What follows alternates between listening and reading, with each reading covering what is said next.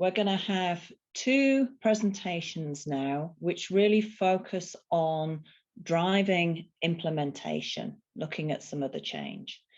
We have Jan Debaene, who is the Excellence in Breeding Deputy Director. And then we have a nice presentation from Steffen Weber. So Jan comes from a breeding background. He's going to be speaking to us about some of the challenges and opportunities of driving implementation. Steffen Weber is a change analyst.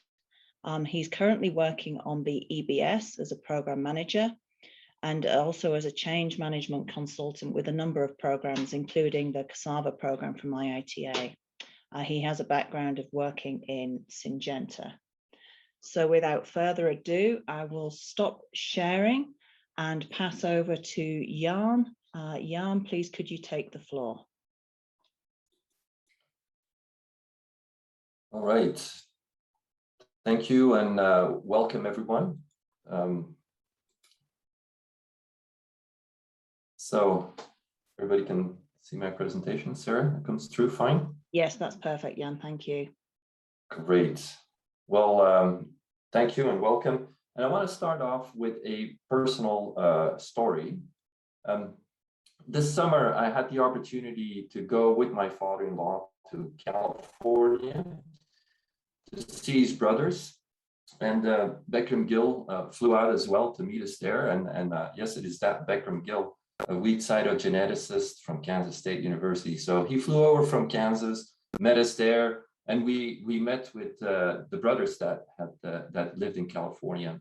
And we went from area to area to meet up with all the brothers. And so during that time, a lot of stories were told from what happened. So my father-in-law was the first one that came over to the United States, and he brought up over 6 of his 7 brothers to the United States. And one story is about my aunt who was at that time when in the late 60s, when they moved to the United States.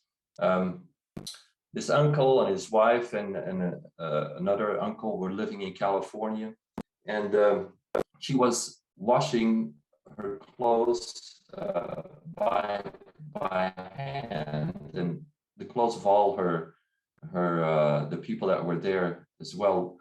And when my father-in-law and my mother-in-law were visiting the farms, they noticed that these clothes were still being washed by hand.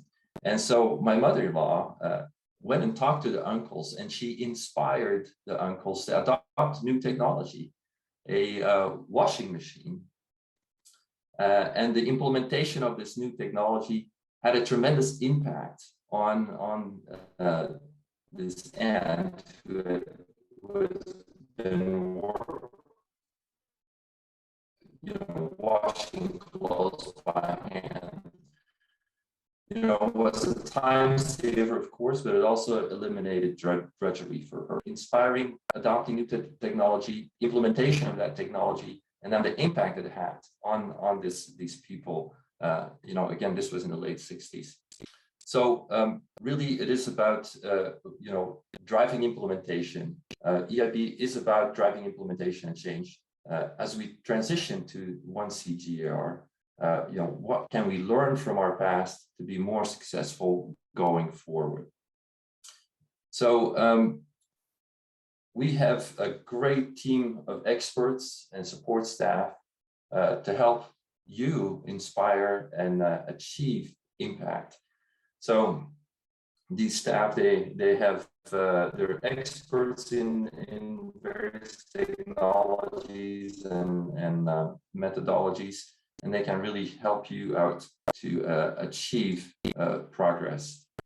Now, we do realize that without struggle there can be no progress, and so what are some of the barriers and successes that we've learned so far? First, there has to be strong sponsorship from senior leaders. That is critical. improvements can be successful when we provide opportunity for those that are affected by it, and to have them come up with solutions as well, have their input. And it also includes cultural change. Individual scientists and managers need to own the plan and drive it. You know, it's okay to fail, things will go wrong. To recognize that early and then course correct is an important part of that.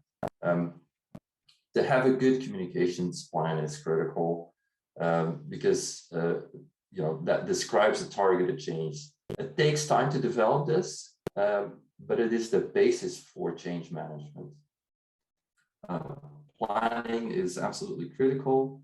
You know, we're asking people to change their way of working, and you know, that requires taking the steps into uncertainty.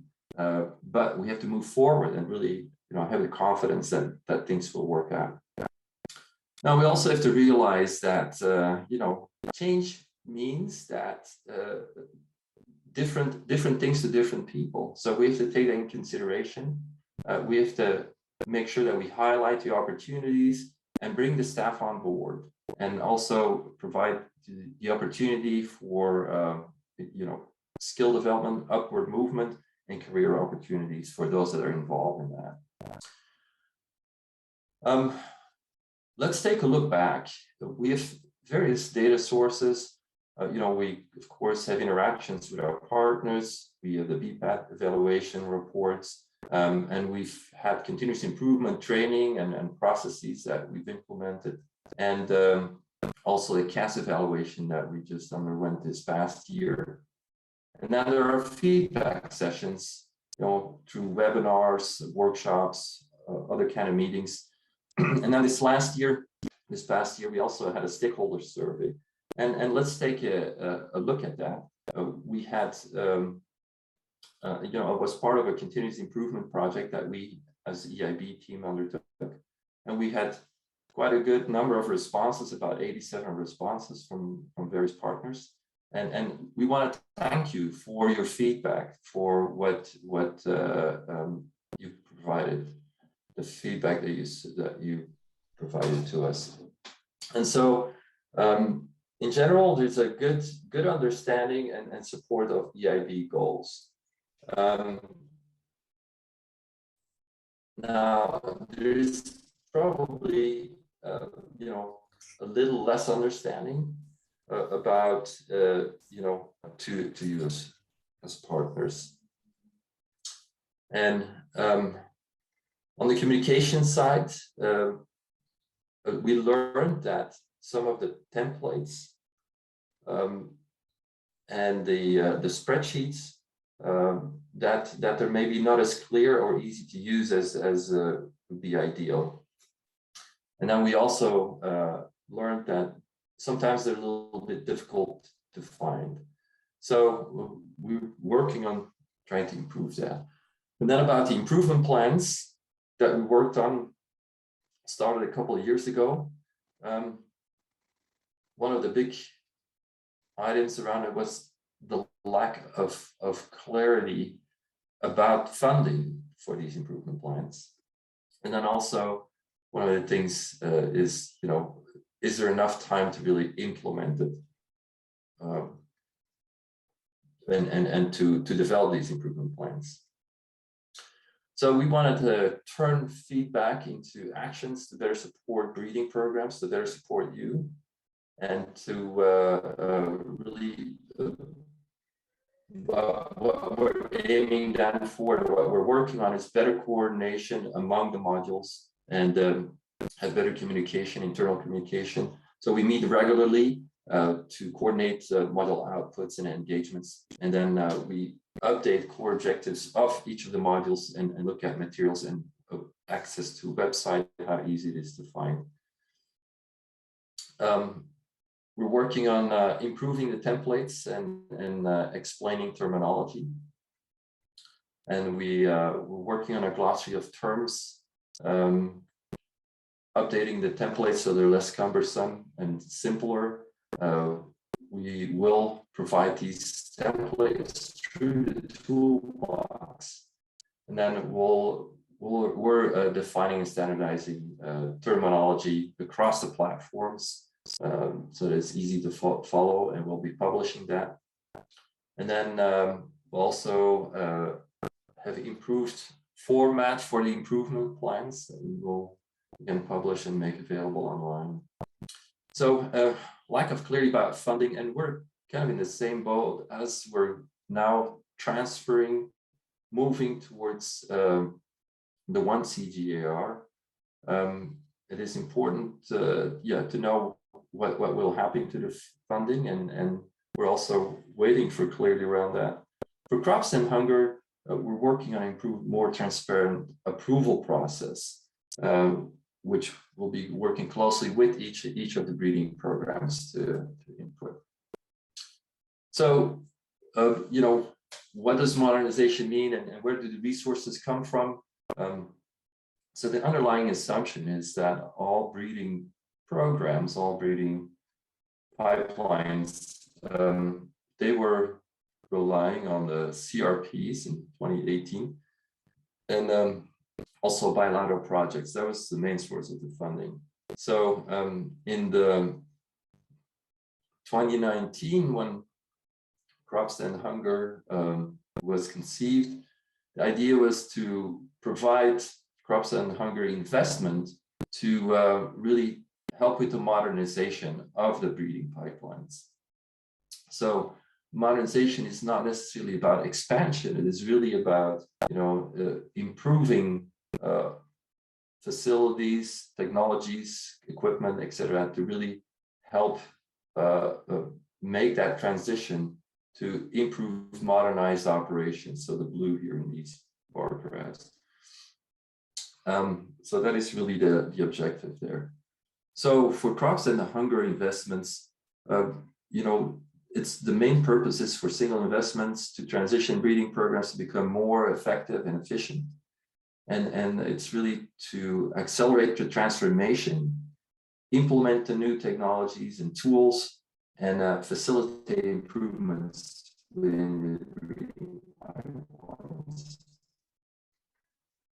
And it is really not meant for expansion or for routine operational activity. On an improved and more structured and transparent process to get access to these funding for the various breeding programs. So other things we've learned through this survey on barriers to technology adoption. There are some key results when it comes to technology adoption. For the national partners, really, you know, it's about culture change of mindset. You know, getting used to doing things digitally, you know, incorporating some of that technology into your clear leadership and direction on using the technology is also one obstacle. And then job security. You know, sometimes people might be afraid that they'll be losing their jobs to technology, and but we really aim to help people upskill and gain you know, greater competency in utilizing these digital tools. On the CGIAR side, procurement and logistics. So the pandemic added to this obstacle to get deliveries out to our partners across the centers, across the NARES participants, and then having people that have access to the labs or offices for utilizing the equipment. Lack of centralized services. You know, the equipment is not always set up in a place where everybody has access to it, and the people that need to use it need to have the training to use the equipment. And then staffing. So breeders are too busy, and there are too few technicians. They're trying to do several between the national partners and the CGIAR, the CG centers combined. One of the challenges we had was with printer supplies, difficulty to get these consumables. Lack of technical support to train people on how to use the equipment or how to even install it, and then also to operate it and how to use the software. And then there's still, early on last year, there was a lack of digital equipment, still access to these tools. And then internet, good internet connection can sometimes be a challenge. And training, the timing of the training, is the equipment, did it arrive? Is it timely to provide it? And then customized to their circumstances. And then the frequency and the quality of the training, it's not always available. So here are some of the things that we've are looking at to and implemented to overcoming some of these barriers. On unclear targets, it's now the first ever full inventory of all 142 CGIAR breeding pipelines. It was assembled by Peter Coldrake and Agnes and Jason from Module 1, and they, along with the development of investment cases. I think it's a tremendous accomplishment this year, and it's not finished. This is a dynamic data set. To address inconsistencies, we're developing standardized methods of calculating realized and predicted genetic gain. I think most of the programs have presented on realized genetic gain and are now working actively on calculating predicted genetic gain. To address skill gaps, Module 4, Gustavo and his team, they've launched the Breeding Operations Network for Development, or BOND, and then also Liz and her team have launched the Training and Adoption Network, or TRAIN. So that really brings people together across centers to talk about skill sets and what is required to improve operations and adopt technologies.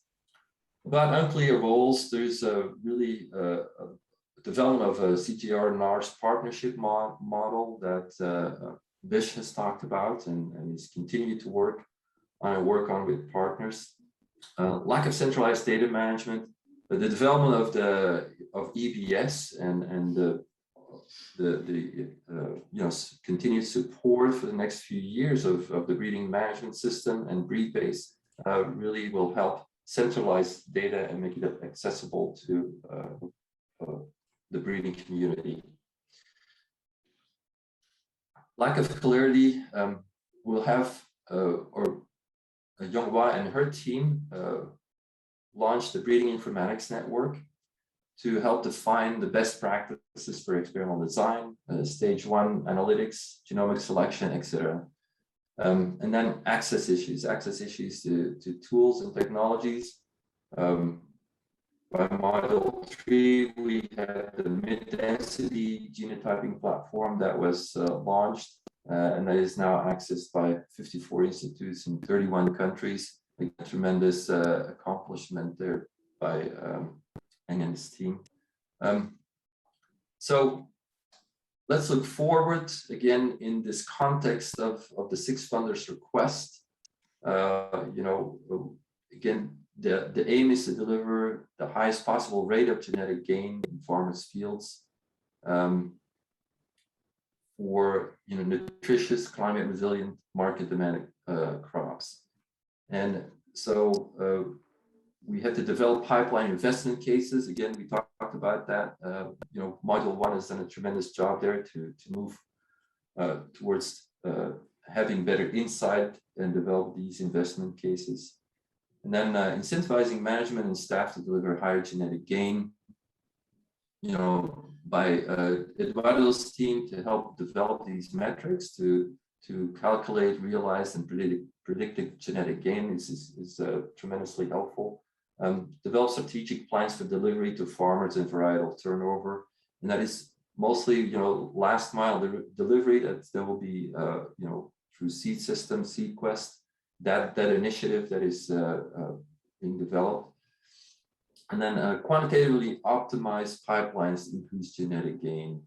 Again, Eduardo's done a tremendous job already working with several of the crop programs to do breeding pipeline optimization and develop simulations for some of these breeding programs. Implement shared services. We've been working on that, and again, through this initiative, the N4ETTSS that Young Y has developed, submitted, that really will help in with implementation of these shared services. Now, building the NARS breeding network and capacity, again, building on what BISH has done so successfully with several of the national partners, together with some of the centers, to develop this NARS CGIAR network for all the partners. Now, some of the things that we do indeed, requires change, and progress is impossible without change, and so we have to change our minds to make sure that we can establish new ways of working. And so, how do we go from yesterday to tomorrow? How do we drive progress? Now, we have to recognize that in the past, CG breeding efforts have been successful and are still having success. But there are opportunities to modernize, to increase effectiveness, to build capacity, and develop better breeding programs. Again, there are opportunities to become more effective and efficient by consolidating and centralized activities. It can be done in some cases regionally or even globally. And again, the N4ETTSS initiative that focuses on tools and services will really help with that going forward under the 1CG. There are two key areas to drive progress. Is operational excellence, which we're trying to drive, some of the things that Eng and Gustavo have been working on. And then scientific excellence, a lot of that has been delivered through, knowing what we're breeding for, Module 1, and then Module 2, Eduardo's group.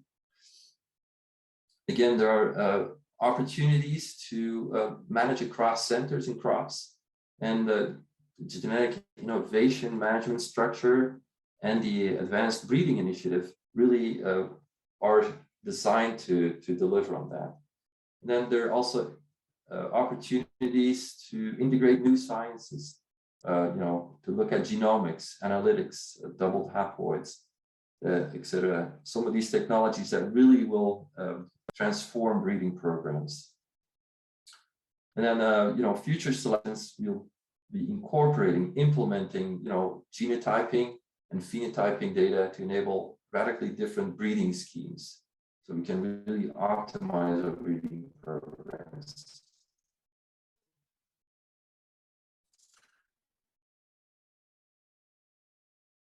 So, starting from the first principles, what is a required target? The Market Intelligence and Product Profile Initiative is really designed to help us solidify that and build on what Peter has done in the past year. And then also the Advanced Breeding Initiative in the Refocus work package that really helps focus the target population and environments, making sure that they're representative of production environments, understanding the market segments, who are we serving, and then target product profiles, defining and describing what is needed, what traits does a product require, which can relate to diseases, nutrition, processing, quality, etc. And then looking at our breeding programs, focusing on the lead gene pool, parental lines with high genomic estimated breeding value for target markets and the TPEs. Phenotyping, really optimizing the ability to identify superior progeny again, the ABI Accelerate work package and the other initiative, the N4ETGSS, or N4S as they say. And then, you know, again, this needs to be supported by infrastructure and process integrity. So we need to be able to produce high quality and pure clean seed, enable excellent plot quality, you know, looking at plotmanship and collection of high quality phenotypic data, and having good quality genotypic data. And some of the crops and hunger investments really can help with that. Again, building on partnerships, and that is again covered in the ABI Transform work package, and then breeding scheme optimization, which brings it all together, really. The first principles of modern breeding schemes really is looking at our population improvement approach. And it takes a bit of a change in mindset, you know, prioritizing cycle time, accuracy, and genetic diversity over intensity. Again, the ABI initiative and the N4S really will help develop that and help expand on that. Looking at line evaluation, get to testing stages as quickly as possible, and then select parents early, even in stage 1, where we're looking at more environments at an earlier stage, making sure we're in the right TPEs, you know, implementing genomics, looking at plotmanship, focusing on precision, making sure we have data integrity, relevance, and looking at the environments that the crops will be grown, or looking at on-farm trials. Again, actively managing genetic diversity is an important part of a good breeding program. You know, parent selection when recycling, so they have the right level of genetic diversity, and then strategic integration of novel traits to elite gene pools. Really, you know, what do we need? What type of traits do we need, and how do we bring in these traits into an elite gene pool? Again, the ABI Discover and plus the gene bank initiatives really will deliver on that. And then separating trait deployment from development, from really an ABI reorganized really helps look at the methodologies. How do we do that? So, you know, really questioning ourselves as you know, those that are running breeding program, looking at, you know, how close is my program, and what are the next steps to achieve some of these improvements, really. There are detailed plans and vision of these initiative proposals available online. When you go to the CGIAR genetic innovation website, and looking at that website here on the internet, and then review sections 6 and 7 for the deliverables, focusing on the outputs and outcomes.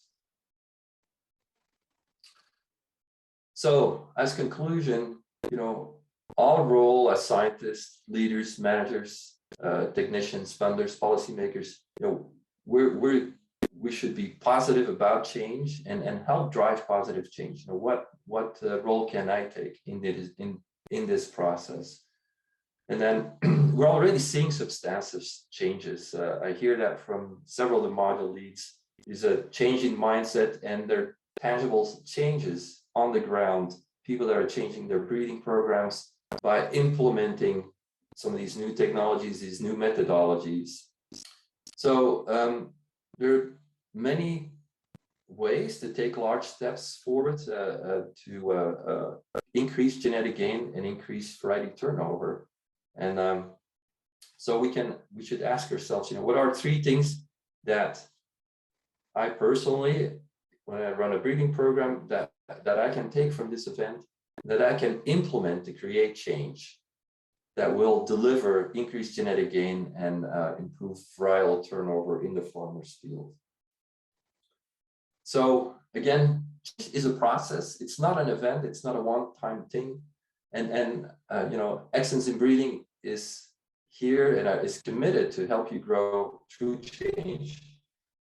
And really, I don't know if we have any time left over for questions. I don't believe so. So we'll move on to, there we go. Yeah, thank you very much for that, Jan. As you mentioned, we're pretty much up against time. There are opportunities a little bit later on to ask questions of Jan. So we'll move on to Steffen. Steffen, if you could load your presentation, that would be fantastic. I will do so. Hello? You can see my screen? We can. Thank you. Hello. Take it away. Good. Okay, let me move a little bit the windows around. So, well, thank you very much for the opportunity to talk here in this meeting. And I have been asked to talk about change. So, but let me first start with introducing myself. And now the slides are not moving. Let me do it like this. Okay. So, Steffen Weber, my name. I started an own consulting business when the pandemic took off in early 2020. And since then, I think now exactly a year ago, I took on my first project with CG, helping the Cassava team, working on their implementation plan. Meanwhile, I'm managing the EBS program at Interim, but I also have another project ongoing with the Cassava team where we work on product profiles and product management, where we really try to put the partnership with the NARS partners into practice. Of course, that's a change. By education, I am a plant breeder, but through my 20 years in the industry, so Syngenta was mentioned, I also spent time in BASF. Of course, I learned what I'm doing today for my own business, helping to manage change. Those are learnings that I took all in the context of running a plant breeding business on the enterprise level. And basically, what we try to do here is basically, let me level with you. So as in many other scientific disciplines, the way how plant breeding is done is changing. So we're going from individual heuristics and empirics, where things were driven really very focal by one breeder calling all the shots, be it from market development, trade analysis, phenotyping, running and trial operations, to basically working in cross-functional teams. And I say we're moving towards collaborative diagnostics and prediction. When I say as in other disciplines, that's the same thing that happened in medicine when you went to a physician some 20 years ago. That one physician would take a look at you and he would write down a prescription and exactly know what is wrong with you.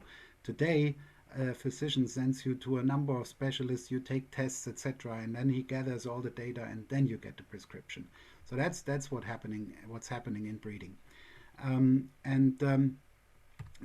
When you have to drive, as Jan said, you cannot make progress without changing.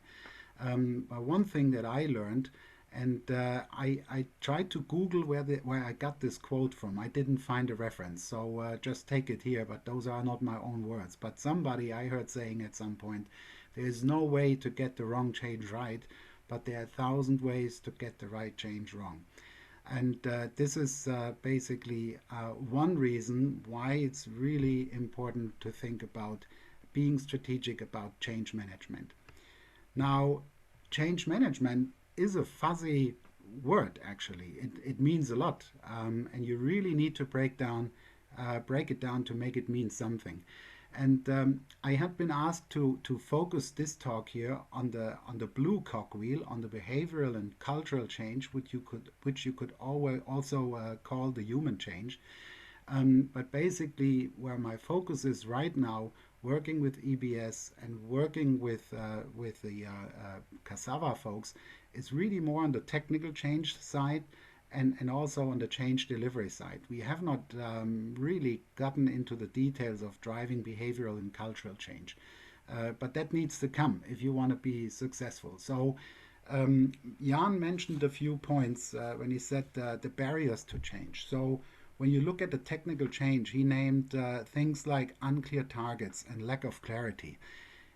In the technical change area, you really try to describe very, very carefully where do you come from and where do you want to go to. You need a vision, you need a type of a blueprint or things like that. So that is what is important about really being specific about describing what is actually going to change. The next thing to deliver the change is actually how do you make things happen.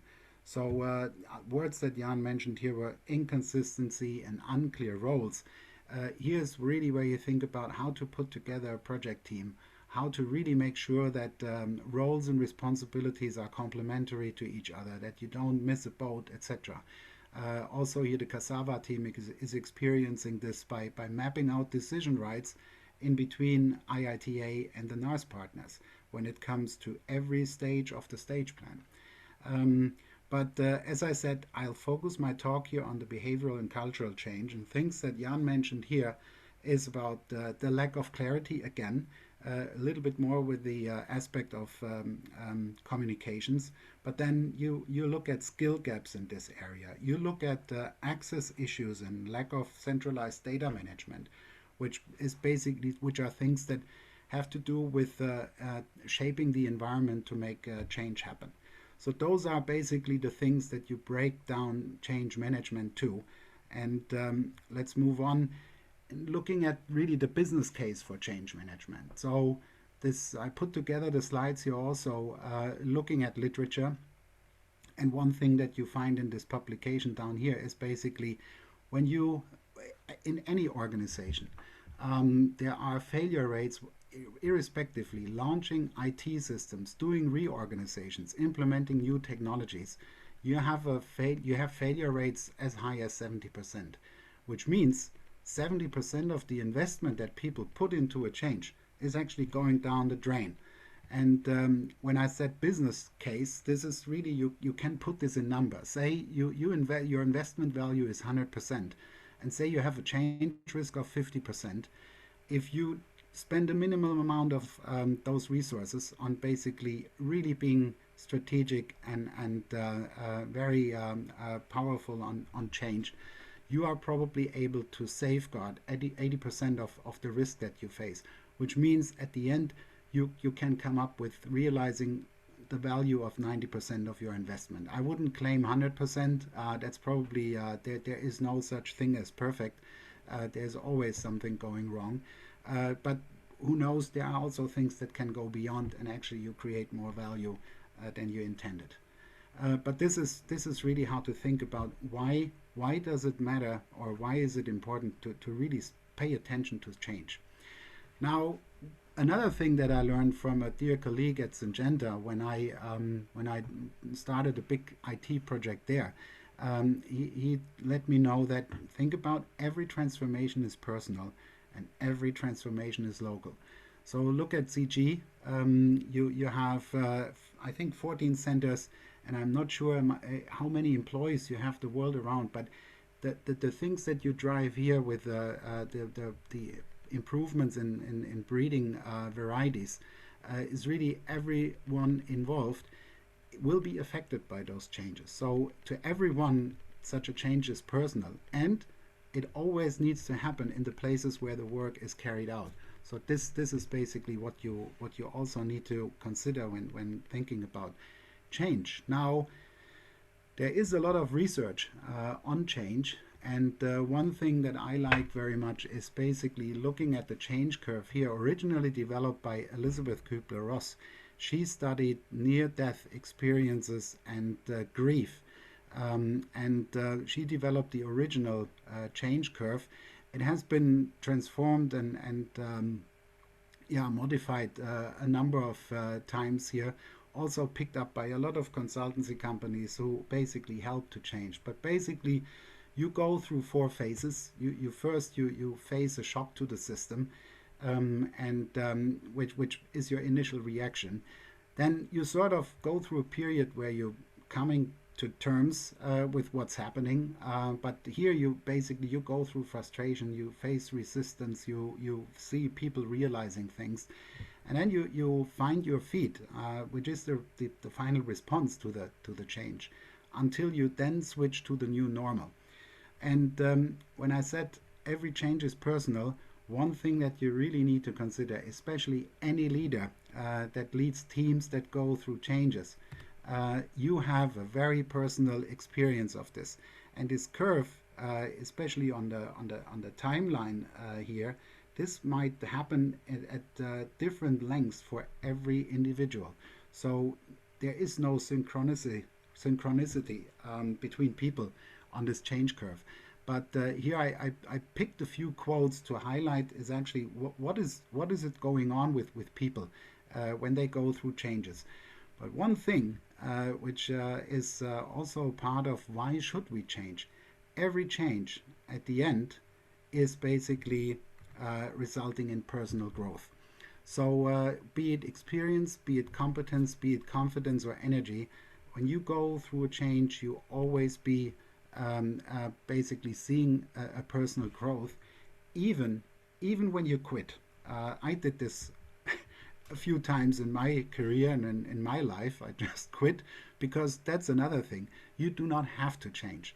If you're not bought into, you get out of it, but you probably should not hold up the train for anyone else who wants to basically take it to the end. And those are important messages to convey to teammates, to people that you lead.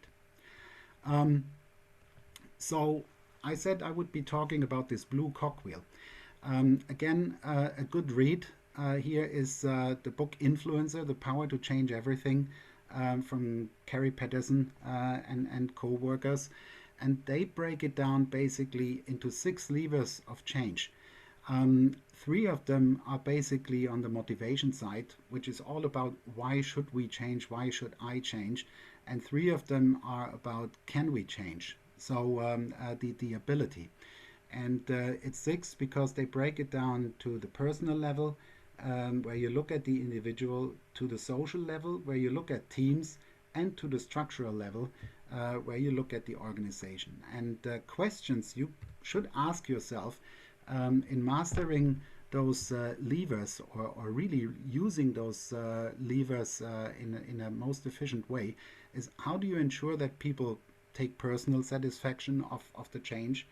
On the social level, it's important that you put forward role models that basically lead the way, peers or whatever.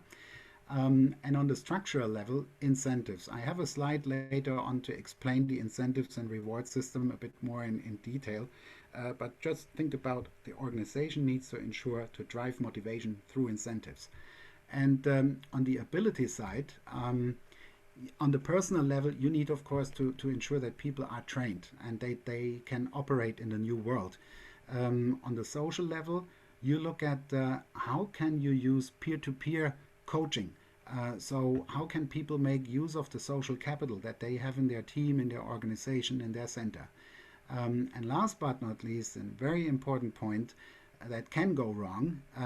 Imagine you bring around a software system and the equipment is not on the ground to run it effectively. That software is useless. So this is meant with how to shape the environment to support the change. You can basically put this into any context you want. Now, I live in Sweden. There is a saying that things are going to be all right. As a German, I used to ask, who is going to ensure that things will turn out right? So there is the substance missing probably in that Swedish statement. But asking the who is really how to master this challenge. This is the challenge for any organization in motion. And here's a few suggestions on who should ensure using those levers. You see leadership is important, you see communication on here, but you also see a function like human resources. And then at the end, on this, when you go to the structural level, management is really important as well. On the ability side, you would add training and support functions, you add coaches, be it peer-to-peer coaches or professional coaches. Again, leadership is very important, and HR. And at the end, when you look at the structural side of ability, is also change portfolio management. So imagine you have change projects here and there, and they are all operating in isolation or in a non-coordinated way. When you sum up the changes that they bring around, some of them might alleviate themselves against each other. You probably do not realize the value that you intended to. So coordinating change by really putting in place a good change portfolio management is important. Now, when you go a bit more into the specifics about when we talk about leadership, so there is no such things that that you could basically hire change leaders. What I'm talking about here is the leadership of people that are going themselves through changes, and their day job is to lead other people through change, not because they are a change manager, but because they are a breeding team lead or a lab manager or whatever. But remember the change curve. Leaders need to be able to understand. They need to level with people. They also need to reflect or to encourage self-reflection in people. An important thing to do is to engage them into and motivate them to engage in the design of the shaping the change. And when things don't work out, they also need to be ready to challenge, right? So change or be changed is a powerful expression here. And when you think about how you can basically learn from peers, or using peers as an example, is really the Chinese proverbs about the windmills and the walls or shelters that are built by people going through changes. When you look at the next thing is being strategic about collaborating systematically. And I took the example here of the program organization that we formed within the EBS program, where we ensure that there is a mandate through a steering team. Then we have a program board where we try to represent all the critical functions, including basically the business that is being changed. And we have the development teams that actually do develop the capabilities, and then we also have the business change networks that ensure that the change is really well shaped in collaboration with the development teams, but then also when it comes to adoption, that those business change networks help basically the rollout and the adoption. Those teams need to be supported. You need to make sure that you have a good quality of decision making, because you see it's a cascading and escalation setup in between different teams. The next thing to remember, which is important, is about being strategic about benefits management. Now, this is a place where we have not gone to yet completely with the EBS program. We went there a little bit with the Cassava team in the first project when we looked at the improvement plans. But you basically, you go from projects that produce an output, you put those outputs together into new capabilities. Those new capabilities, they form then outcomes like improved services or improved processes. And at the end, those outcomes realize or help to realize the benefits. And in the case of CG here, increased genetic gain or increased variety turnover. Now, when you look at realizing the benefits, realizing the outcomes is basically a matter of how effective your adoption is. And realizing the benefit is very much a matter of the effect of the sustained use of the new systems or technologies brought about. Now, guess what? We talk about behavioral and behavior and culture. this is driven very, very much by behaviors. Now, how can you influence those behaviors? This is basically where benefits management and measurement comes in. So when you look at benefits like genetic gain and variety turnover, you can measure them, but by the time you get the measure, you get the number, there's no way you can influence them. So they are actually lag measures. You cannot only indirectly action them. It's much more effective to look at the outcome level because there you deal with lead measures. So they are directly actionable and they are actually building up the lag measures at the end. But here you have a means to basically influence directly. Now, when you design your rewards based on those lead measures, you will be able to drive the right behaviors to drive adoption and sustained use. And that is really, really critical and an important thing to consider when managing change. Now, when you look at communication, and also here we did quite a bit of work with the Cassava team and the EBS team, you really need to think about being strategic about stakeholder engagement. So imagine you have a technical change. Depending on the stakeholder group, people or different stakeholder groups will probably think, well, this is a benefit. Other stakeholder groups might think, well, this is clearly a disbenefit for my area. Now, based on the stakeholders' influence, their interest and their attitude, but also whether they are internal or external, it's all about driving the perception of those stakeholder groups. So the perception actually makes up whether something is perceived as a benefit or as a disbenefit. And that is why you need to be really strategic about stakeholder engagement, careful about communication, because it doesn't land well with people when you market something as a really positive change. With this, Jan mentioned that some people are afraid of losing their jobs. So those are really things that you need to address. Last but not least, you need to be strategic about competency development. And you should start with defining the competencies, and you should do this based on what is the requirement for the future state of operation. So what knowledge is required by people, what skills and what behaviors to make the things that you put in place, the technical change, really work. Now the next thing that you do is you define a competency target. So the people that should operate the new systems, the new tractors, the new methods, do they need to be having a basic level of knowledge, skills, behaviors?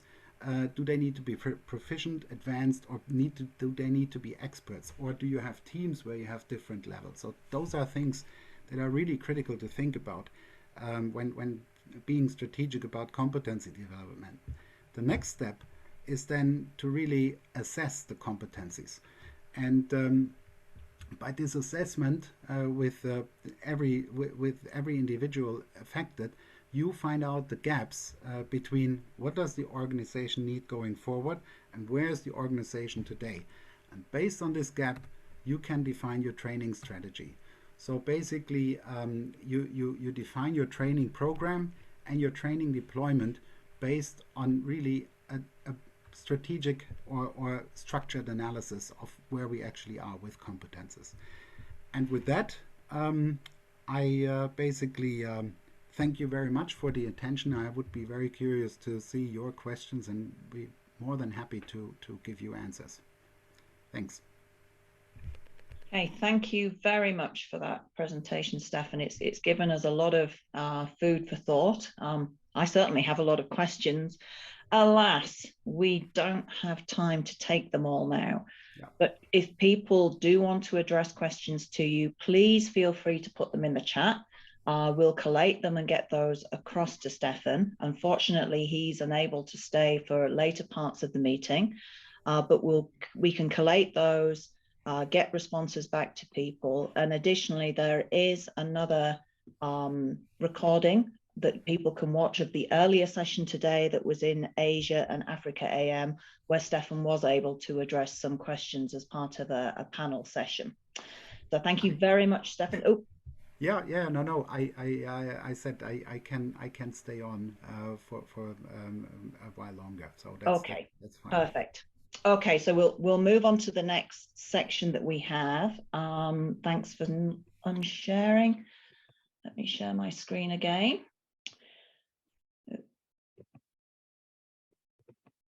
Ooh, who's sharing their screen? We're not ready for that section yet.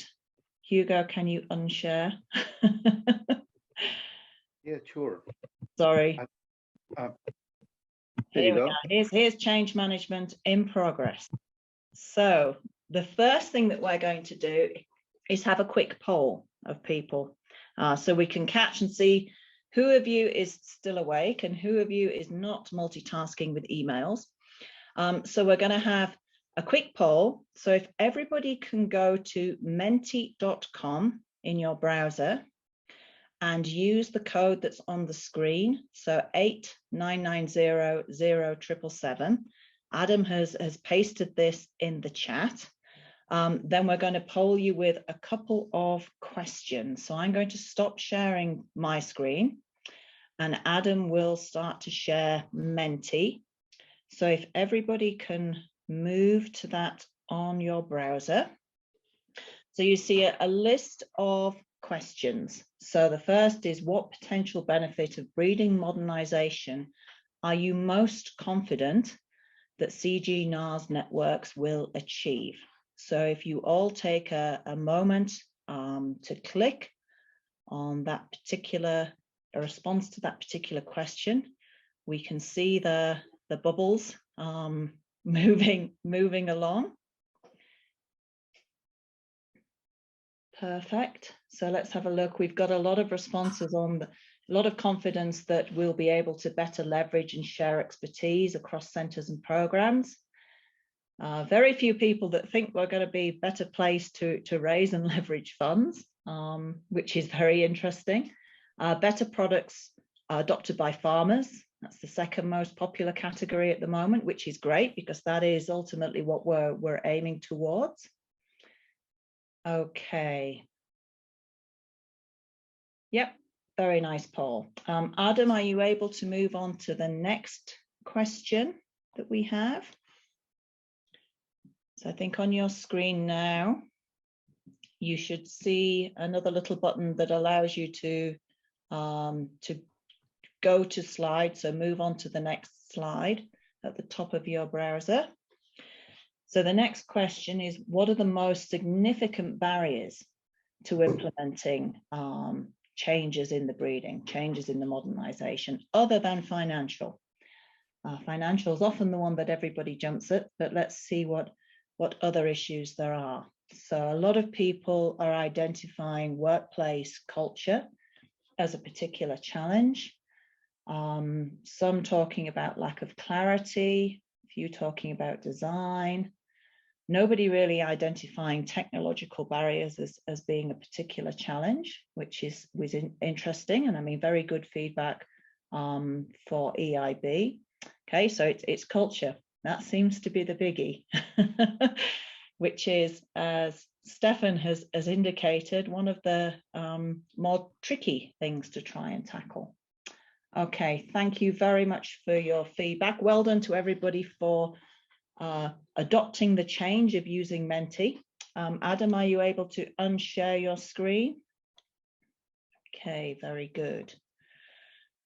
Right, we'll move on to our next session now. So implementation, as we've been discussing, requires change. All of the changes that we're trying to implement incur different barriers, some seen, some unseen. Now, despite this, rather than being all negative and saying there are always barriers, there are many good examples across the system of breeding programs who have identified and overcome these barriers.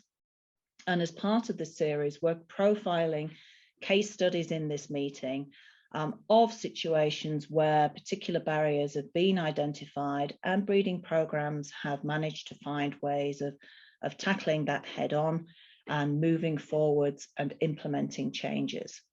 So in this session, we're going to look at two examples of this, one from NARO in Uganda and one from CIP. So I'd like to hand over now to Godfrey Asea.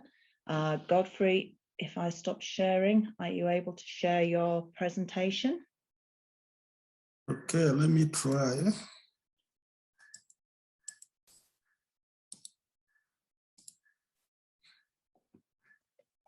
Has it come through? It's coming. Yes, perfect. Thank you very much, Godfrey. Yes. The floor is yours. Thank you, Stephanie, and greetings to everybody in this platform. Thank you for the opportunity to share our experience, but also the case study in implementing changes to drive modernization in narrow breeding. I will co-present this with my colleague Scovia, who is on this platform, and I do recognize my colleagues who are a couple on this also this platform. So I move it to my end. Not moving. Okay. So I will briefly highlight our effort before we made some changes before with the engagement with EiB. Then our journeys towards breeding and operational excellence, what we have been able to do. Some of the barriers we have identified that is impeding breeding modernization, and the efforts we have taken to overcome the barriers. Then I will share some experience and lessons we have learned.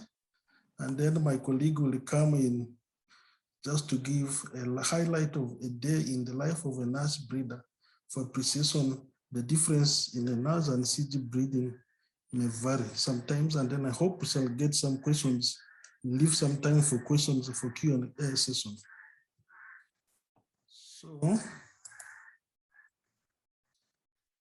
So before the breeding modernization and before we got engaged with the EiB, most of our breeding was mostly project and commodity oriented.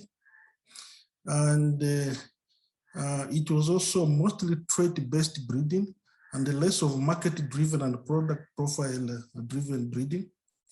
We had less inter-commodity and institute collaboration. So everybody was doing his or her thing on each crop with the partners. And largely conventional because few programs were integrated modern tools in breeding. And we had no breeding program review or assessment to identify any continuous improvement for impact. And also there was no internal breeding coordination across commodities. We had research coordination, not focused mainly on breeding, but generally. So that was before we started implementing the change. So we signed an MOU with EiB engagements about 2019, but our engagement started a little earlier than that. I'm happy to report NARO. NARO's research agenda is guided by a 10-year strategic plan, which is aligned to the sector plan and also the National Development Plan 3 that was rolled out last year. And our strategic plan is also talking very well with EiB aspirations, particularly moving away from technologies for increased production and productivity only to market-oriented research for agro-industrialization. That is the program for our sector. And we operate a 5-year midterm operational plan from which we draw annual plans. And also NARO has a robust performance plan, structure and processes for staff appraisal. And this is very important really to drive changes based on the KPIs which are aligned to market and the desired outcomes. And so we translate the performance plans from high-level research strategy to manageable objective process and deliverables for each institute, department, teams, commodity teams, and individuals. Some of the changes that is arising from this in NARO in the last 3 years is one, the breeding programs have been able to relate the high-level principle strategy to their product profiles and also breeding philosophies. And really our primary goal here has been to modernize breeding programs for a number of commodities that are listed there, all of which are using now product profile-based breeding approaches with clear market-oriented mindset. Number two, also based on the recommendations, we have been able to upgrade the number of our breeding operations with integration of modern tools and methods really to drive genetic gains. We are also been working now very closely together as an organization team, particularly for breeding, which is overriding really our commodity team focus previously and the individual successes which we have been implementing before. And I think also what is very important is we have a supportive leadership in NARO that is already planning a co-funding to drive breeding modernization, which is also very important for our changes in breeding. The last 3 years also, we have been able to do a lot of work in breeding, particularly working with the industry. In the past, we were working mainly with the farmers and assuming that whatever the farmer chose was good for the industry, but which is not the case. So for example, the cassava team has been working closely with the brewery industry and starch industries to breed cassava with the trace data related to the brewer and starch industries. And arising from that effort, recently we signed an MOU with the two brewing industries here in Uganda that is taking over cassava for the industry. We are now actively implementing the recommendations from reviewed product profiles for all the commodities, but also BPAD assessment for a couple of crops, which have some recommendations. We're now implementing them. And a number of commodities are also implementing methods that are shortening breeding cycles, for example, by integration of genomic selection, answer culture in rice, double haploid, which is a lot in maize, and lead-induced flowering in cassava. So the other thing we have also been able to do is actively use digital data tools to collect data across commodities, which is having an impact on the digitalization, but also reducing errors. And we're actively using a number of databases to curate and also digitalize our data in NARO. Now we are doing a lot of coordination. There's advancement meeting, we have coordination meetings, and the crop calendars were initially developed by cassava, but that is now being scaled up for other crops, and sharing the best practices and also facilities so that we can be able to upgrade our breeding operations. Now we move to the barriers that we have identified, which is impeding some of our breeding modernization efforts. We have identified 3 categories of barriers. Number 1 is organizational barriers. 2, have also some policies that impede modernization. And then 3, the technical issues that also affect modernization. So let me start with the organizational and policy barriers. I think what is coming here through is our structure is mainly commodity-based, and we recognize that structure weakens inter-program or institute collaboration and cross-functionality for effectiveness in breeding. We also had limited IT capacity, which was affecting communication, which is very key for change management, mechanization, irrigation, and bioinformatics. And we hope with the support from Crop End Hunger, we shall be able to address some of those issues. Already IT, we're working through the high-rise project, and the internet at NARO has been upgraded. Delayed budgets, inadequate budgets are also a barrier. Human resource is very important, particularly staff attrition, slow recruitment process and absorption of well-trained staff and experienced personnel is also a challenge which affects modernization, because when you have people who have worked with you and they cannot easily be absorbed from projects, it becomes a challenge. We also have sometimes very bureaucratic and lengthy procurement processes and policies, some of it also include non-tax revenue, where it is you cannot timely plow back proceeds from sales of, for example, of seed back to seed production on a timely basis. So on the technical breeding side, I think it is best displayed by the data value chain. We want to look at data as a value chain, and we think there's still a mindset that people don't see data fit for purpose, or data that somebody is collecting is also used downstream to make decisions, but also inform policy and make policy. So data has to be looked as a value chain and fit for purpose. So that mindset is still there. And also insights from using curated data and real insights from historical data on how to move forward. And some decisions which are really data-based are still not fully there. And also policies that are not fully informed by data. And I think those are some of the barriers that we see are still outstanding.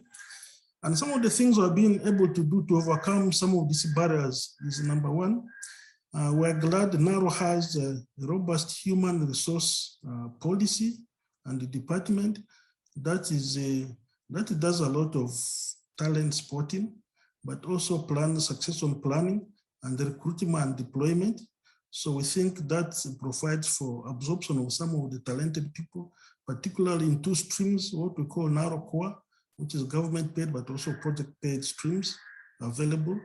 We now have monthly bridging coordination and reflection meetings across programs and commodities. This is something we used not to have to share best practices, but also knowledge. We now have joint resource mobilization.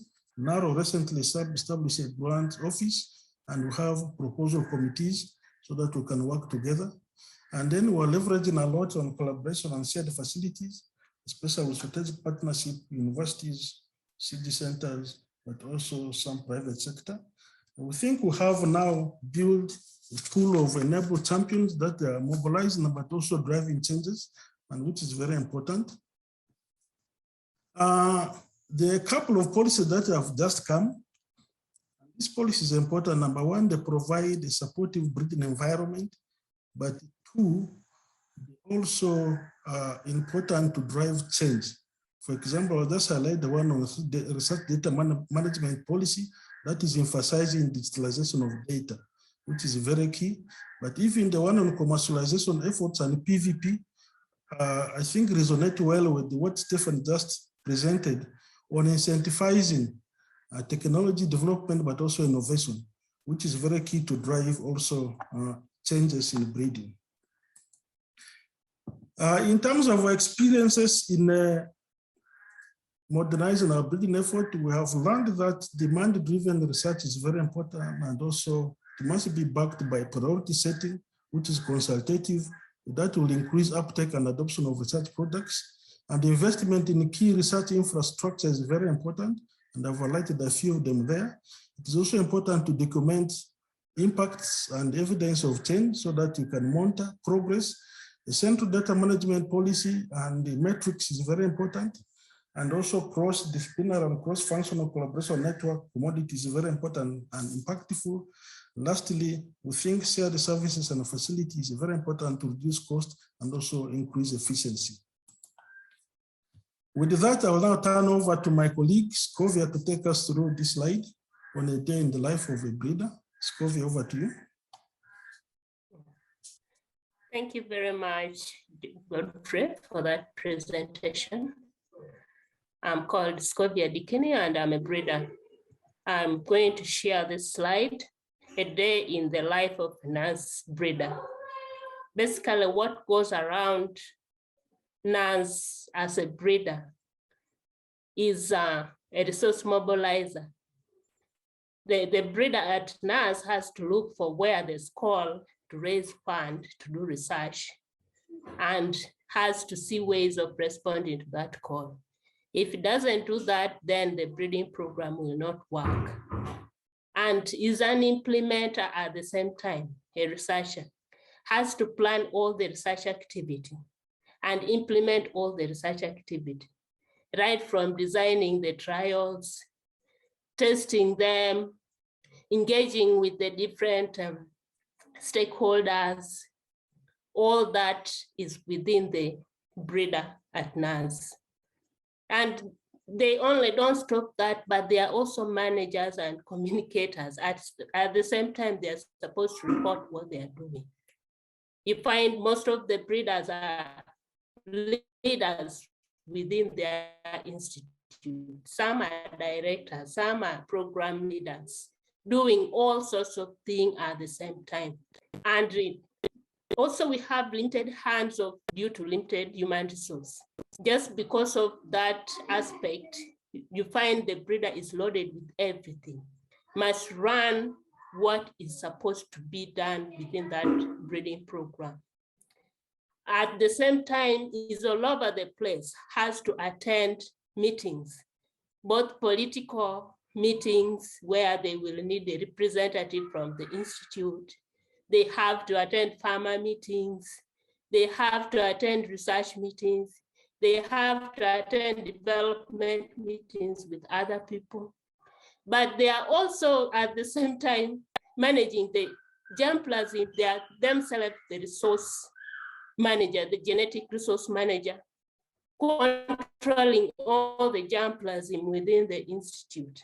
Otherwise, if they don't do that, then they will have no source of germplasm because there's no proper infrastructure where the germplasm that a breeder has generated can be kept. And so the breeder must find all means to maintain this germplasm. The lines that are developed, testing all the trials, he has to run around to do all that aspect of breeding. And in some cases, they don't only handle one crop. You find one breeder is handling 2 or 3 more crops and has to maintain all these crops in place. That is basically what goes around the NARS breeder, and it has to look for the customers for the products that has been generated, linking it to the industry, looking for opportunities and make sure that what the variety that has been developed create impact in the community. But it doesn't stop that. Breeders, especially female breeders, when it comes to family issues, they are there. Their mind is all running about how to maintain their breeding work at the station, but also how to balance the family life. It is even worse with the females, where most of the facilities that we work in don't have a place for child care. So if you are a breeder and you are a woman, you have a breastfeeding baby, you have to run around to see how you are going to balance your breeding work on station and also run home to take care of your little baby. That is basically what goes around the NARS breeder in most of the national research institutions. I want to thank you so much, and I want to stop here for today. Thank you.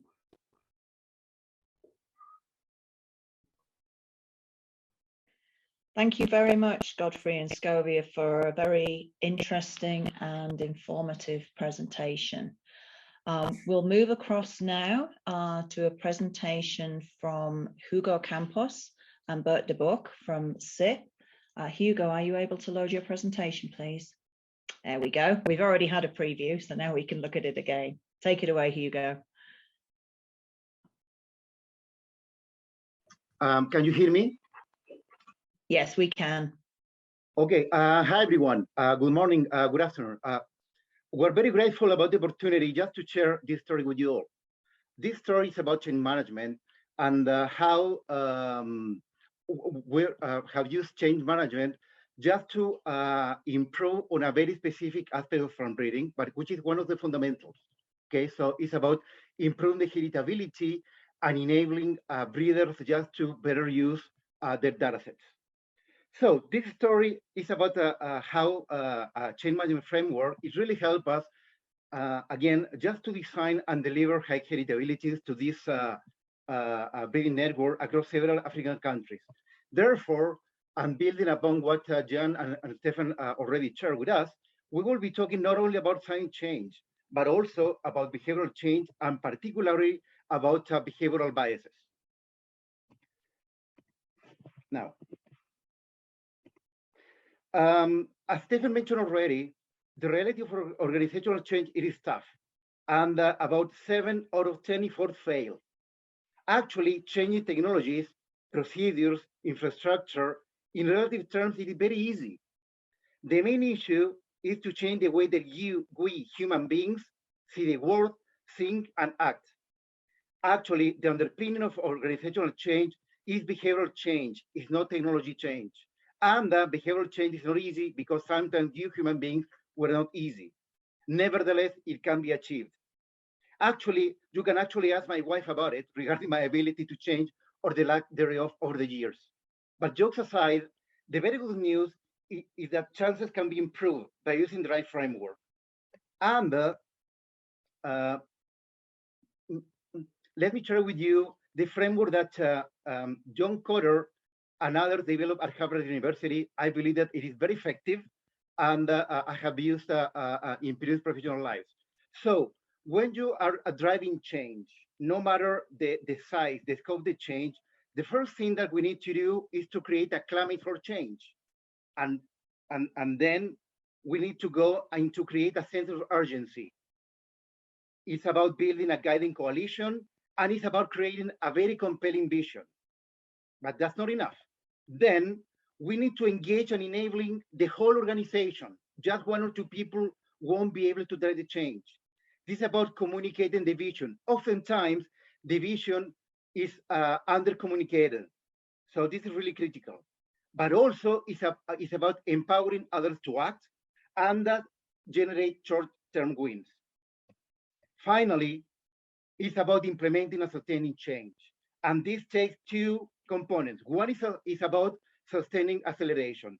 And EiB and all of us are in the game of accelerating the delivery of genetic gains directly at the farmer's field, and therefore being able to increase the adoption of those novel varieties. But finally, it's about institution change. The changes have to be embraced by the organization. But once you go through all of those steps, again, the good news is that this model has shown over and over that it delivers. And we will take the opportunity to share with you one example about how this change of management model is really help us to drive change. And I will say very quickly. Now, to be fair, at SweetGAINS, we have an upper hand since by design, it includes a change management component right from its beginning as part of our case to become a high-performing team. And I'd like to take the opportunity to thank Jim Lorenzen from the Bill and Melinda Gates Foundation for supporting our change management effort in this area. Okay, so this is where we're aiming towards within SweetGAINS. Now, as already mentioned, the first thing that we need to achieve in every single change management effort is about creating a climate of urgency. And in our particular case, we started just by facing the facts. The reality was that the way that we were approaching data analysis, it really had to be upgraded very quickly. On one side, the experimental design, they were really old, by and large RCVDs and Western designs, but also the way that the data analysis it was conducted, it wasn't really taking advantage of a current perspective. There was no spatial adjustments, and a Campos symmetry variant covariance structure was used by default. And on top of that, we really had a rather weak breeding data management with all the characteristics that you are able just to see on the screen. So all in all, we were just able to build a sense of urgency that we have to change very quickly. But at the same time, in a way, in a positive way, we reinforce that sense of urgency because there was a lot of information and tools available. Actually, Charles Henderson, he developed all of the theory and all that's needed to calculate blabs and blues and to use linear mixed model in a breeding program nearly 50 years ago when he was a professor at Colin University. So at first, we created in a constructive way a sense of urgency that we need to act very quickly upon. Then it's about creating a guiding coalition. And actually, this picture was taken in Kigali, in Rwanda, right before COVID-19 took over the war, where a few individuals, we really got this started. Okay, those in the picture, so you can see many familiar faces, such as Dorcas Gemenet, Luca, Bert de Boeck, Bonnie, and Bernard from NACRI, and also Jolene Flonker. But just having a couple of people is not enough. So we went ahead and as part of the breeding data management that was established within SweetGAINS, we really engaged the whole team, because at the end of the day, this is not only about adding more brains, but much more importantly, is to raise very early in the game accountability, but also making sure that change it was heading in the right direction, because it's not too difficult changing in the opposite direction. Okay, so once that vision was created, once the coalition it was created, we really spent a lot of time at creating a very compelling yet a very simple vision. Okay, and in our case, it was very simple. Again, this is just about the fundamentals of plant breeding that several of us really enjoyed a presentation by Maka Geha a couple of weeks ago. Again, thanks to excellence in breeding. So it was about increasing heritabilities in the field. Okay, so it was moving from a before into an after situation, but also equally relevant is about increasing the likelihood of success and impact of the one CGIAR SweetGAINS sweet potato breeding network. Okay, and to do this, what we need to do on one side is about changing and upgrading the experimental designs, data management to handle breeding data sets, but also just to bring in the power of linear mixed models to analyze every single breeding data set. That was the goal. Now, simply encouraging the team, providing support and creating a vision and communicating over and over, unfortunately, is not enough. So then we move into enabling and engaging the whole organization. And to do this, so what we did, we provided some internal trainings, but also we were very fortunate that with the help of our friends at Boeck University, we really ran some very detailed and customized trainings on how to find the best variance covariance model for your data sets, but also just to run a very hands-on experiments. I mean, case studies, because we human beings, we learn by doing, and breeders have learned in previous professional lives. They really learn how to deal with mixed models by playing and working with their own data. Okay, and just one example of those. One of the breeds that went through those training is Ranjana, who's a jam breeder with IATA. Now, here we did a twist, because instead of focusing just on the CIP-NARS SweetGAINS breeding network, we really opened the game to several other colleagues. And actually, we invited colleagues from IATA, such as Ranjan and others, from EiB, from the Alliance, from ICRISAT, but also from CIMIT, in order just to spread the word about what we're doing, but also about enabling other breeders and other sellers to be successful. Now, again, all of this is needed, but it's not enough, because in addition, we provide all of the NARS working very closely with us with a very basic set of tools, tablets, electronic scales, zebra printers, and labels and supplies. Because by doing this, they will be able just to take advantage of all of the learnings and all of the backstopping that we were providing with them. Now, as already mentioned, management change is not easy, and you need to do it on purpose. And a critical component of that is to generate short-term wins, where you go for the low-hanging fruits. And the short-term wins, they are really important, because they help to create early confidence, but also it really encourages the team to go for bolder goals and quicker. So here, just to provide some examples, we were just delighted, really, just see the breeders playing with the data, using some of the tools available, so that they can really be able just to improve the quality of data. It's not only the heritability. The heritability is a mean to an end. It's about getting blacks, and therefore to increase response to selection, and therefore genetic gains. But in addition, we really share, I mean, on one side, we really encourage the use of the tools as early as possible, and we share the outcome with everybody. And for instance, at the moment, unlike the situation where we were less than 2 years ago, every single breeding program, now they're using row and column coordinates in every single trial. And most of the breeding experiments, they are already being designed as augmented row columns, augmented P-reps for unreplicated trials, and row column design for some more sophisticated ones. Okay, so you need to build upon short-term wins so that you encourage the team to go for bolder and more aggressive goals, but at the end of the day, for more impact.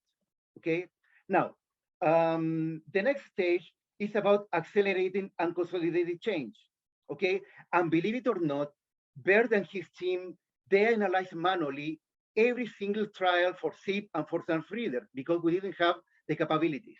Okay, so I really take my hat off to Bert and his team.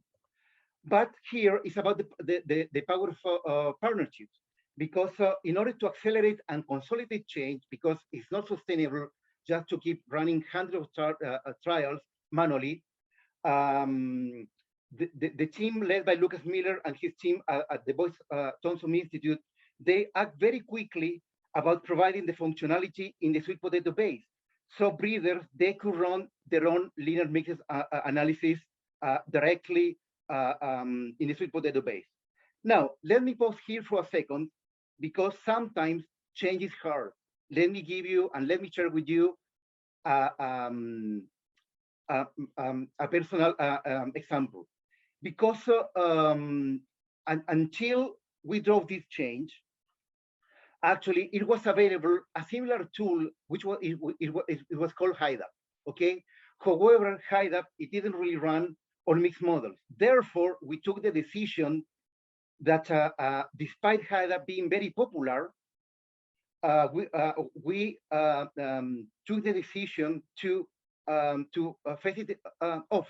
Okay, simply just to tackle on another behavioral bias, which is called the sunk cost fallacy, where people stick to a course of action because they have very heavily invested in it. So sometimes you need to take difficult decisions, but that's part of the way that you lead change and that you lead by example.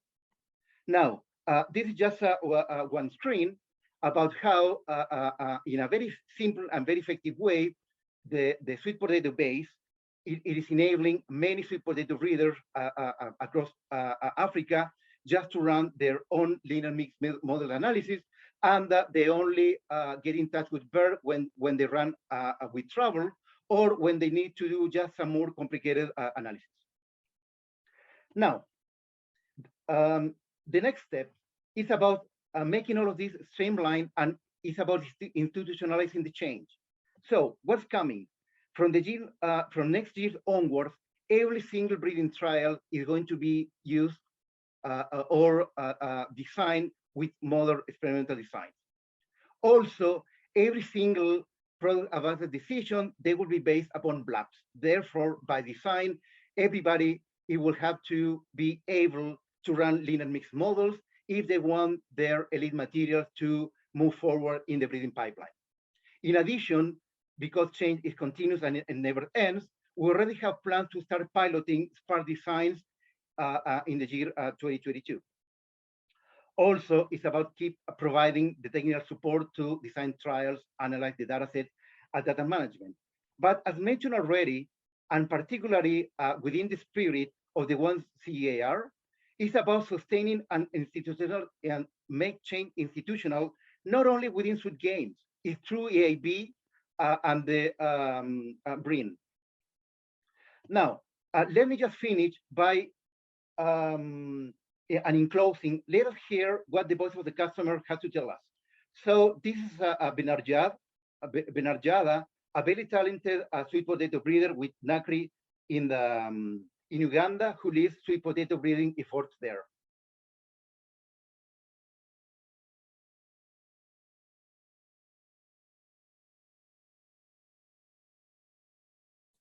We cannot hear it.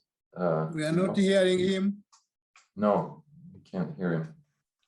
Okay, so sorry about the glitch. Essentially, what Bernard is sharing with the team, it's his experience with implementing advanced model, experimental design and mixed model. However, in case that he's attending this version, there might be a little time for him just to say what he had to say. So in closing, change is hard. It's not easy. Let's not fool us about it. However, it is within reach. And I will start here just saying, Wibali, Asante Sana, mucho obrigado, thank you. And finally, I would like to thank the Bill and Melinda Gates Foundation because most of the work shared in this presentation is funded through SweetGAINS, but also USAID, RTV, and Excellence in Breeding. Sarah, over to you. Thanks a lot. Thank you very much, Hugo. Just let me share my screen again. Here we go. Excellent, thank you. So now we have an opportunity for questions to the various presenters of different things this morning. So if I can invite Jan, Steffen is around, which is great. Godfrey, Scovia, Hugo, Bert, and Liz Jones, who you met yesterday as the Technology and Adoption and Outreach Lead for EIB. If you could put your cameras on if you're able to, don't worry if you can't. So I'd like people to please, like feedback, if people could please raise your hands if you'd like to ask a specific question or post it in the chat and we can read it out. But I'll kick off with a question to Liz.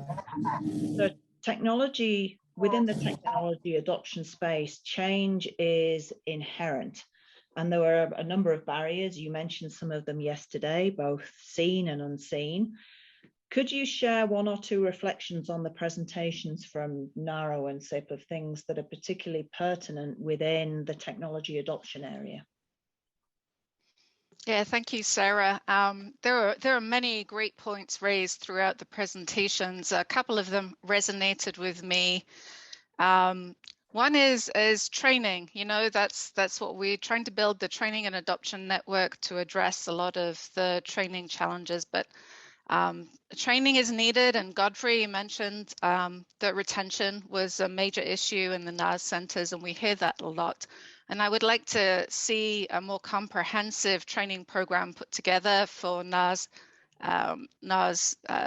employees, and especially those champions that he mentioned as well, so that we can help to retain those employees. And I really thought that Steffan's approach was very interesting for training approaches, that we need to be able to offer, you know, basic training for everyone, but then more advanced training for those more skilled individuals. And I think that would really help to maintain those employees as well.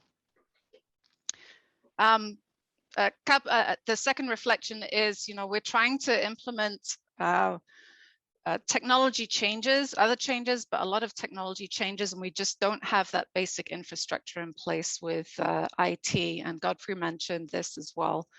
I think that's really important, that we've had a couple of pilot projects, but we need to really be scaling that up to be able to really have impactful change for technology as well. So I want to thank the speakers. They were really fascinating, but I'll hand it over to someone else to give their impressions too. Okay, thank you very much for that, Liz. Eduardo, you have your hand raised. Yes, thank you, Sarah. I actually have a question for Hugo. First, thanks to everyone for the great presentations. But Hugo, I was quite impressed by the, you know, one of the final sentences there, like from 2022, 100% needs to, you know, use advanced experimental designs, etc. And I was wondering, Hugo, if you have any advice for other breeding leads on how to achieve this level of efficiency and change, because I think from my perspective, all the CG programs and crops are changing. They are going in the right direction. But, you know, we have, of course, some that are going slower or faster, etc. And CIP seems to be one of the ones that, you know, is really pushing things forward very quickly. So is there any advice that you think comes from the management perspective, or what do you think are some of these key differences? Yes, thanks, Eduardo, for the question. Let me have a go at it, and but also Bert may also have a lot to say about it. I mean, I believe that probably the most important component is about creating urgency. Let me put it this way, and actually, this is the way that this was framed in our internal discussion. What's the point of moving into genomic selection if you are running a randomized complete block with 500 entries? I mean, that's hopeless, right? So it's about raising the urgency, the need to change, and but also showing a very clear path forward. Okay, so we will do it together. This is not only about Bert and myself. As I mentioned already, it's about creating a wide coalition. And also it's about being very strategic about going for the quick wins, for the early wins, just to encourage the team to keep working hard and to go for broader goals. But at the end of the day, again, it's about providing the tools. I mean, for instance, achieving those goals, I'm aware they are very aggressive. However, I think that it is what is needed. It would have been impossible unless we provide a tool for readers to do online their own analysis.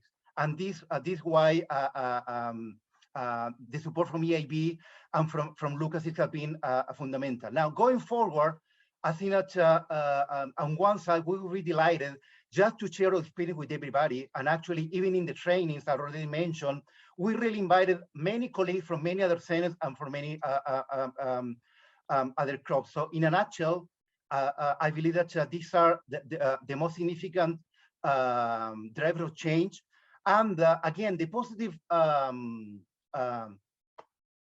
message to take home: change is difficult, but it is possible. And sometimes you need to make difficult decisions. Actually, within CIP, we really have some really heated discussion. And I had a lot of questioning because, I mean, when I raised the issue that we cannot have an analytical tool to analyze breeding data unless it is based upon linear mixed models. I will start there, so Bert might want to chime in as well. Thank you.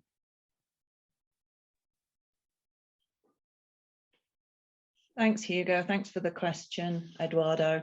I've got a question in the chat to Steffen, which comes from Brenda Bautista, who says that change management is continuous. And so how do you ensure that you have continuity in an organization such as the CGIAR and NARS for that matter? Okay, that is a very good question. And it's also a difficult one because CG is in motion at this point. So my first reaction would be you have to institutionalize it. So when thinking about the cogwheels that I showed, a thing that is very easy to institutionalize is building basically kind of a PMO-like entity, where you basically, from a project and program and portfolio management point of view, coordinate the delivery of change. And then, of course, you need to have leadership basically constantly reviewing metrics to find out where you have to change. So making this institutionalized is basically a matter of how structured and how sustained you are in your measurements, and then following up on measurements, because you can initiate change by saying, I think we're not doing well here, so I think we should improve this and that. It's much more powerful to base this on numbers and on real metrics, and this is a way to institutionalize it. If I may add to this, I think what as I observed Steffan's work with the Cassava team and also with EBS. I think the critical part is that people are part of this change management team. So either in the steering team or in the management team, and so they have roles, and these roles are recognized by the management, and it's part of their formal commitment to be part of this team. And so it is not driven by a separate entity, by a separate unit.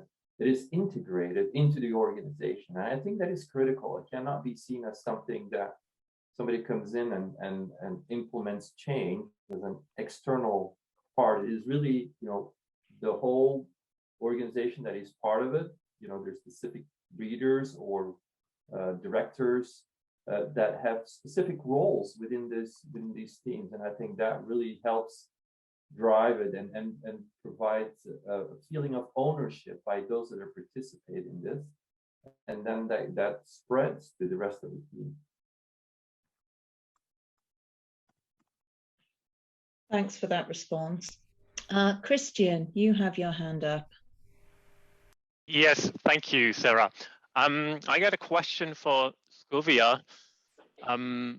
We heard a lot today about the challenges and the obstacles associated with implementing change, or with like being a breeder in general. And I found it interesting that Scovia was the only one who mentioned that there are also, let's call them non-work related challenges, that we all have lives besides work, and most of us probably don't have a 9-to-5 job where you go home and stop thinking about work, especially like we have a lot of online meetings these days with people all over the world to different times. So I was wondering, Scovia, what do you think, or how do you think the work environment could be improved to make this part of work, which also always has a family and a social component, to make this part of your life easier, to help you with balancing work and family?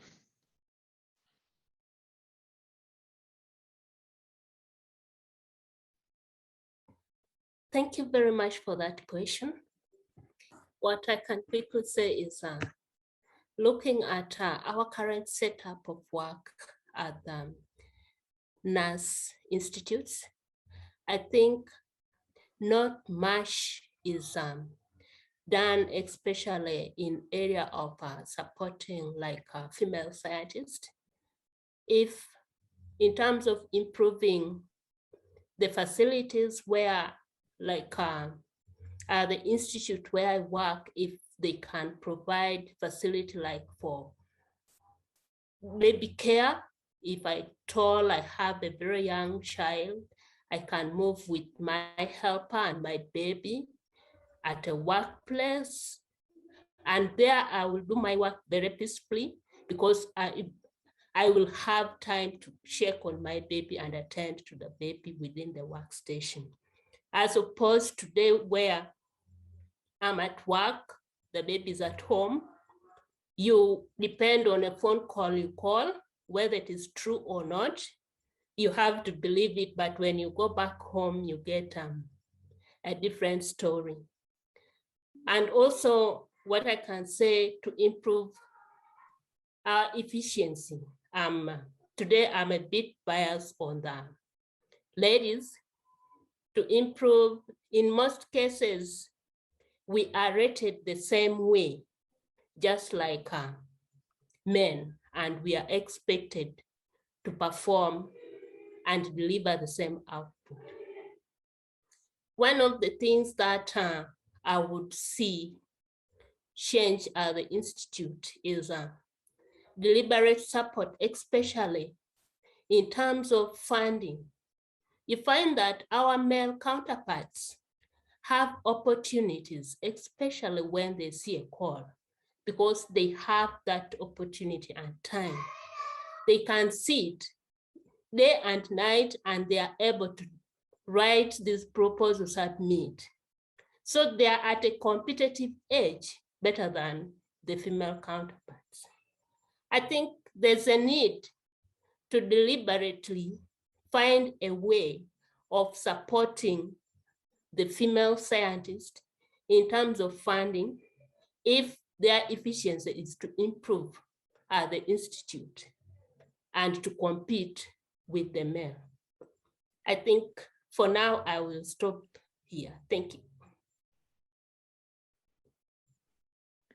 Thanks, Govia. Some insightful comments there. Gustavo, you have your hand raised.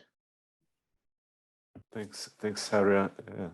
So I think one my question. Sorry, let me. Is probably related to this to this question that Christian raised and to Scovia, but it would be probably go to Steffen. And Steffen, you mentioned in your presentation the need to define clear or the path for capacity development and writing or having the right people in the right place. I think that this is probably one of the biggest challenges that we will have in CGIAR, given that the current structure is and Scovia mentioned that too, that she is a breeder doing many things. So really having the right size for that is difficult for many reasons, for fund, for or also finding the right people and keeping that people. So my question to you, Steffen, is how to start defining these map of personnel. How can also we as EiB and working close with the breeding programs coordinate this better? This is one of the bottleneck that we have, having the right people in the right place and given the different organizations that we work. Okay, so that is a very good question. That goes a little bit beyond change management. This is also a question of organizational design. So when you do a reorganization, you tear down old silos, you build up new ones. It is much more value when you look at how do I make silos work with each other. And you guys have networks in place. This is a very good start to do that. If you put a bit more effort into institutionalizing and structuring those networks basically as entities, really giving mandate, you should probably look at, okay, how do you reward people to participate in those networks? This is basically something where you can come up, but then you also need to put things in place like clear rules of engagement. So decision making, governance of those networks is important. But at the end, it comes down to what Hugo said and also what Scovia said and Godfrey. It is you need to engage people, this is the networks are a very good way to do that.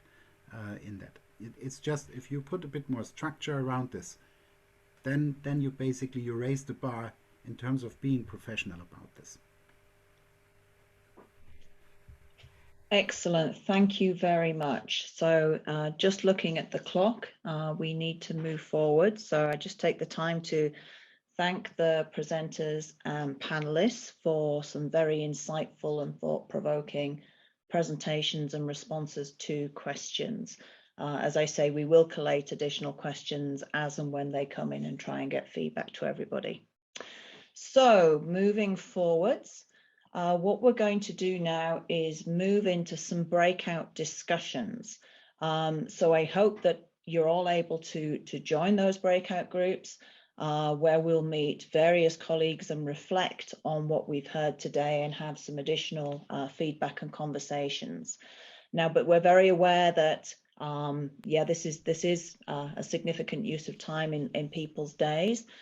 So if you can't attend, we'll give you a few seconds to leave the meeting so that we can calculate group sizes. So for those of you who need to leave the meeting now, thank you very much for participating. We hope to see you tomorrow in the global session. For those of you who are remaining, which is many, that's nice to see.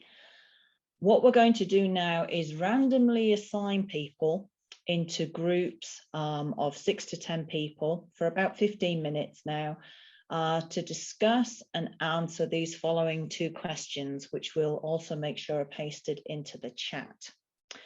So the questions that we'd like you to discuss and address, the first one really looks at learning. So what have you learned from the presentations and discussion today, and how might you apply it in your program and organization? And the second is really a discussion around advice. So based on these presentations, what advice do you have for the EIB and CGIAR as we move forwards in the next few years? So please feel free to have open and free discussions. The sessions will not be recorded, but EIB staff will take notes and assist. Those who are taking notes, please make a record of your group number because I will ask people to provide a little bit of feedback when we join back in plenary. Now, just before Adam fires everybody into groups, if the EIB members can just hold on before you engage in a lot of conversations, because we do need to move you around a little bit. As you are randomly assigned, we may need to reorganize you a little bit to make sure every group has an EIB staff member to take notes. So with that, I'll see you all back in plenary in about 15 minutes. Adam, can you fire people across to the breakout groups, please? Hello, everybody. Welcome back. Yeah, it's unfortunate we had a few people who dropped out right as we were opening the rooms. So the rooms were more intimate than anticipated, but I do hope that that gave opportunity for some fruitful and frank discussions. So with that in mind, we now have a closing section where I'd like to hear some of the responses to the questions that were posed. So I'd like to go around the room, starting with room 1, which should be Eduardo. If you can reflect on either a key learning or a key point of advice from the discussions in your room, please. Yeah, thanks, Sarah. Indeed, it was a small group, but as you mentioned, to have a frank conversation. We were basically discussing about the learnings on other people's work on, like Hugo on CIP and NARO in Uganda, and how this really is encouraging people to do things different, and even suggesting that we may want to include some of the people on other crops in the conversation with maybe another RTV or another line crop, etc., to learn from them kind of the challenges on how to adopt or implement some of these changes that are challenging or difficult. On the other side, I mean, we also had people like Lucas talking about the technological change on databases and how difficult, I mean, that is not that difficult, to get the technology in terms of, there is many technologies or resources around, but mostly on the challenge of really accepting it, and how that is normally what we face in the CG. And then we had people like Ronnie really providing some suggestions on how to move forward, on how can EIB help some of these programs that are finding difficult to make certain changes, to adopt it, either by not necessarily more money, but sometimes it's just more time and being patient, as Ruth mentioned. Probably I'll stop there, because maybe I'm going to repeat myself. But no, all good comments. Thank you very much from that, Eduardo. Dorcas or Gustavo from room 2, could you provide feedback of a key learning or point of advice that your room concluded? Yeah, okay. We had nice discussions in the group, and what came out from the key learnings was the importance of starting from the basics before moving into complicated procedures like genomic selection, like we learned from Hugo's presentation, with getting the designs right first before moving to other activities. And then also the learnings that even though leadership buy-in is required to push the changes, it's also important that everybody is brought on board and all working towards the same goal, in this case, better varieties in farmers' fields. So it's important to have the bottom-up approach towards the changes. And then we also touched on what would be a good strategy to drive change. Would it be to have a smaller group of people to champion change, and then over time get the buy-in of the larger group? And that is something that still needs to be explored if it can be adopted widely within the city. And then finally, we also touched upon the challenges of driving change by providing mechanization support. And these include things like supplies, procurement, logistics, as well as taxes and export-import issues across borders. And this needs to be thought through again and find solutions towards that. Okay, thank you for your feedback. Peter, for room 3, could you elicit some sage advice or learning comments to us? Absolutely. We had a great discussion in group 3. As far as learnings, we came down to we need strong leadership. And in that leadership, we need the leaders to walk the talk. We need the leaders to enable others. And we need the leaders to consistently communicate the need for the change. But beyond leaders, there's a clear need to establish champions that are within the organization that are going to drive the change. And we also had a good discussion around the need for communication to be both ways. It needs to come from the leaders and the champions, but they also need to listen to the organization that they're trying to change. And if we get that strong communication both ways, then there'll be a better understanding of the need for the change and the benefits of the change. When it came to advice, the key advice that we talked around as the group was that we need to learn by doing, and so we need examples, and we need to try things and do drive change. We may need some support to help us through that, but it shouldn't be the other way around. The support shouldn't be driving the change.